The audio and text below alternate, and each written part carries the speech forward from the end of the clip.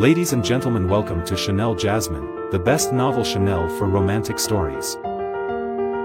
Hai guys, selamat datang di channel Jasmine, channel terbaik untuk menyimak novel-novel romantis. Mohon dukung channel ini dengan subscribe, like dan share video-video yang ada di channel ini. Terima kasih.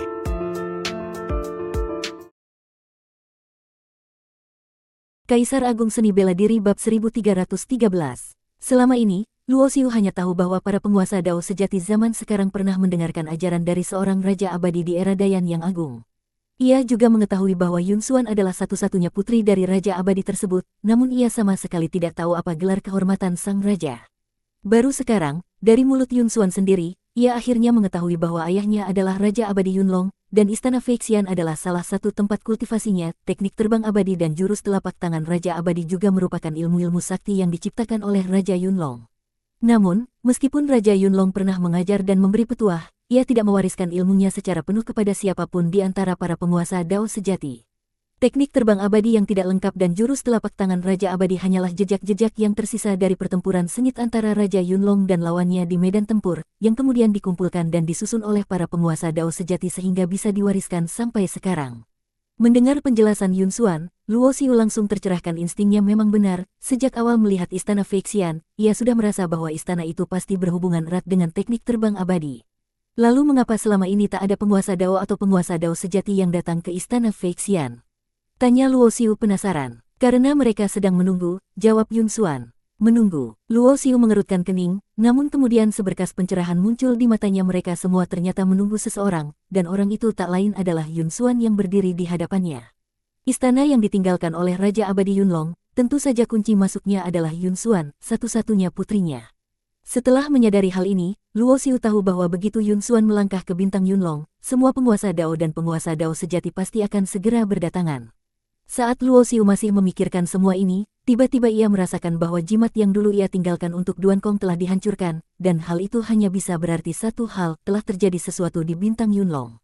Hari itu, seluruh wilayah bintang Yunlong diliputi keheningan. Hanya dalam hitungan napas, satu demi satu tokoh kuat turun ke bintang itu, membawa tekanan luar biasa yang menyelimuti seluruh langit dan bumi.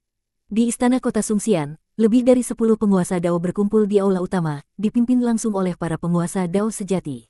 Bahkan Tuan Kota Sungxian sendiri, yaitu Sun Ze Yunlong, tak memiliki hak untuk masuk ke dalam aula itu. Para penguasa Dao sejati benar-benar telah datang semua kali ini, duduk di tempat tertinggi di aula besar itu. Penguasa Dao sejati Wuxin, Longsun Yin Yang, dan penguasa Dao sejati reinkarnasi duduk bersama, berseberangan dengan penguasa Dao sejati langit luar, penguasa Dao sejati Wuji, penguasa Dao sejati leluhur Zhao, dan penguasa Dao sejati Xuanzu. Meskipun jumlah penguasa Dao sejati di alam semesta lebih dari 8, dari 8 leluhur kuno yang dikenal luas, 3 telah gugur: Tianzu, Dizu, dan Huangzu, sehingga hanya Zuosu dan Xuanzu yang memiliki kemampuan khusus untuk meninggalkan dunia bintang pribadi mereka dan hadir. 8 penguasa Dao sejati itu duduk dalam 2 kelompok berlawanan, masing-masing membentuk blok kekuatan tersendiri, dan di belakang mereka duduk banyak penguasa Dao dari faksi masing-masing. Pembagian kekuatan sangat jelas terlihat. Duan Kong menghancurkan jimatnya karena kedatangan para penguasa Dao sejati dan penguasa Dao ke bintang Yunlong. Namun mereka tidak langsung memasuki Istana Feixian, sebab mereka tahu bahwa tanpa kehadiran Yun Xuan, mereka tak bisa memastikan apakah istana itu aman atau menyimpan bahaya besar. Sebagai putri Raja Abadi, Yun Xuan mungkin belum mencapai kekuatan penguasa Dao sejati, namun tidak ada satupun penguasa Dao sejati yang berani menyentuhnya. Mereka tahu betapa misterius dan berbahayanya kekuatan Raja Abadi, dan Yun Xuan kemungkinan besar memiliki pusaka peninggalan ayahnya yang bisa mengancam atau bahkan membunuh penguasa Dao sejati sekalipun. Karena itulah, selama jutaan tahun, para penguasa Dao sejati ini tahu bahwa Yun Xuan membawa warisan Raja Abadi, tetapi tidak berani mendekatinya secara terang-terangan. Tentu saja, mereka juga tidak tinggal diam. Berbagai trik di balik layar telah mereka coba. Kalau tidak, Yun Xuan tak akan pernah terpaksa berubah menjadi sosok anak kecil berusia 7 atau 8 tahun dan butuh waktu selama ini untuk memulihkan kekuatannya. Kenapa Yun Xuan belum datang juga? Apa kita harus terus menunggunya seperti ini? Kalau dia tidak datang, kita mau sampai kapan menunggu? Kata seorang penguasa Dao yang duduk di belakang penguasa Dao sejati reinkarnasi dengan nada sinis. Orang itu adalah penguasa Dao Wu Yuan, yang pernah muncul di rahasia dunia kuno alam liar kota Dahuang. Para penguasa Dao sejati tidak menanggapi. Mereka sendiri tak ingin langsung menguji Yun Xuan, tapi mereka bisa menyuruh bawahannya, para penguasa Dao, untuk melakukannya.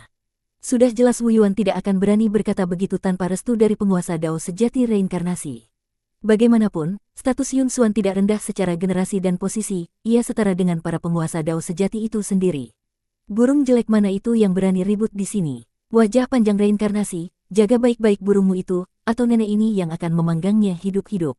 Suara nyaring dan merdu itu tiba-tiba terdengar dari luar aula. Suara itu indah bak nyanyian langit, namun kata-katanya kasar dan garang, membuat siapapun sulit membayangkan bahwa suara selembut itu bisa melontarkan makian seperti itu. Di jagat raya yang luas ini, penguasa Dao Wu Yuan adalah salah satu dari sedikit orang yang berdiri di puncak kekuasaan, dan sepanjang hidupnya belum pernah ada yang berani bicara sekeras dan sekasar itu kepadanya. Seketika wajahnya berubah, amarahnya pun mulai membara. Namun sebelum sempat marah, tatapan dari penguasa Dao sejati reinkarnasi langsung menghentikan Wu Yuan, karena di dunia ini, hanya satu orang yang berani menyebutnya, muka panjang, dengan begitu santainya, yaitu adik perempuan termuda mereka yang terkenal semaunya itu. Adik kecil, sudah lama tak bertemu, penguasa Dao sejati reinkarnasi bangkit lebih dulu dengan senyum di wajahnya. Jangan sok akrab, setiap kali aku lihat wajah panjangmu itu, aku langsung kesal, jawab Yun Xuan dengan gaya garangnya yang membuat Luo Xiu pun merasa tak habis pikir, sungguh tak ada sedikit pun rasa hormat pada para penguasa Dao sejati, benar-benar tinggi hati. Meski begitu, penguasa Dao sejati reinkarnasi sama sekali tak menunjukkan kemarahan, dan hanya memerhatikan Luo Xiu yang datang bersama Yun Xuan dengan sorot mata yang berkilat. Luo Xiu pun merasa tegang ketika berhadapan langsung dengan penguasa Dao sejati reinkarnasi, karena ia pernah memburu sang penguasa Dao sejati dengan kekuatan tingkat manusia abadi. Dari semua penguasa Dao sejati, Luo Xiu paling mengenalnya. Namun kali ini, ia merasakan sesuatu yang berbeda dari penguasa Dao sejati reinkarnasi, auranya jauh lebih dalam dan tak terduga daripada sebelumnya.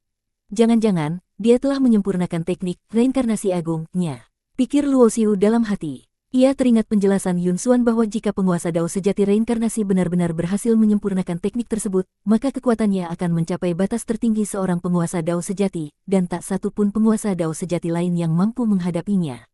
Lebih dari itu, kesempurnaan teknik reinkarnasi agung berarti tidak akan ada lagi orang bernama Meng Qianxiang di dunia ini. Ia akan menjadi bayangan dari penguasa Dao sejati reinkarnasi seperti 9 reinkarnasi utama sebelumnya.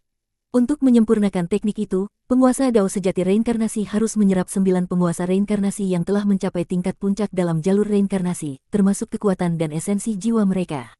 Tak hanya itu, dengan kekuatan puncaknya, penguasa Dao sejati reinkarnasi dapat menghidupkan kembali ke-9 penguasa reinkarnasi tersebut dan menjadikan mereka boneka abadi yang sepenuhnya setia. Di belakang penguasa Dao sejati reinkarnasi, Luo Xiu dapat melihat para penguasa reinkarnasi dari generasi kedua hingga ke-8, termasuk Meng Qianxiang yang kini bisa dianggap sebagai penguasa generasi ke-9. Saat ini, Meng Qianxiang, seperti para penguasa lainnya, menampilkan wajah tanpa ekspresi layaknya boneka tak bernyawa. Jiwa mereka semua telah ditelan oleh penguasa Dao sejati reinkarnasi melalui jalur reinkarnasinya dan selamanya terjebak dalam siklus yang tak berujung. Penemuan ini membuat Luo Xiu langsung menetapkan penguasa Dao sejati reinkarnasi sebagai musuh paling berbahaya yang pernah ia hadapi. Ia tahu benar, tak mungkin ada damai di antara mereka, bahkan jika penguasa Dao sejati reinkarnasi tidak membunuhnya, suatu saat Luo Xiu sendiri pasti akan membunuhnya jika sudah cukup kuat. Para penguasa Dao sejati lainnya pun satu persatu menyapa Yun Xuan dengan hormat, karena tujuan utama mereka ke sini adalah demi istana Feixian, dan hanya dengan bantuan sang putri Raja Abadilah mereka bisa masuk. Kau ini yang disebut-sebut sebagai penguasa Dao baru itu. Tiba-tiba, sebuah tatapan tajam menimpa Luo Xiu, disertai tekanan kuat yang datang hanya dari sepasang mata emas yang penuh wibawa. Tatapan itu berasal dari pria gagah bersenjata baju zirah emas yang duduk di samping Long Zunyin. Tak perlu berpikir lama, Luo Xiu langsung tahu bahwa pria itu pasti Long Zunyang, sang naga matahari, yang dikabarkan telah bersemedi selama jutaan tahun. Konon, setelah bencana besar di era Kekaisaran Abadi, seluruh jagat raya menjadi kacau, lalu dari kekacauan itu muncul kembali tatanan baru bernama Hongmeng, saat itulah lahir makhluk-makhluk agung. 8 leluhur kuno yang melambangkan langit dan bumi, semesta dan kekacauan, adalah makhluk bawaan dari kekacauan itu. Namun dibanding mereka, 2 naga ilahi yang muncul saat Yin dan yang terbentuk dari kekacauan jauh lebih kuat secara kodrati. Kedua naga ini mengaku sebagai naga sejati Taixu, dan sejak lahir sudah memiliki kekuatan tingkat tertinggi. Berbeda dengan makhluk bawaan itu, para penguasa Dao sejati seperti Wuxin, Tianwei, dan Wuji adalah makhluk yang lahir dari proses evolusi alam semesta yang baru. Meskipun makhluk bawaan punya keunggulan kodrati, tak berarti mereka pasti lebih hebat. Penguasa Dao sejati Wuxin justru melampaui mereka semua dan menjadi yang pertama mencapai level penguasa Dao sejati dari 14 murid yang pernah duduk di hadapan Raja Abadi.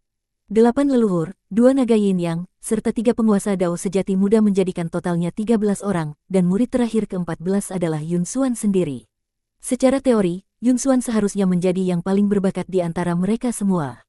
Tapi entah kenapa, setiap kali ia mencapai level penguasa Dao, kekuatannya lenyap begitu saja, tubuhnya kembali menjadi bayi seolah waktu memutar ulang dirinya.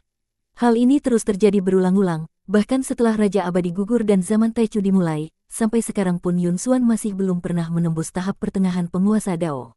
Kini, Yun Xuan yang muncul di hadapan para penguasa Dao sejati hanya berada di tahap awal penguasa Dao. Membuat para penguasa Dao sejati bertanya-tanya dalam hati apakah dia akan kembali menjadi bayi seperti dulu. Saat itulah Long Zun yang tiba-tiba mendengus dingin dan berkata, Istana Feixian adalah peninggalan Raja Abadi, dan kau, anak bau kencur yang baru menembus penguasa Dao, belum pantas ikut campur. Bersambung.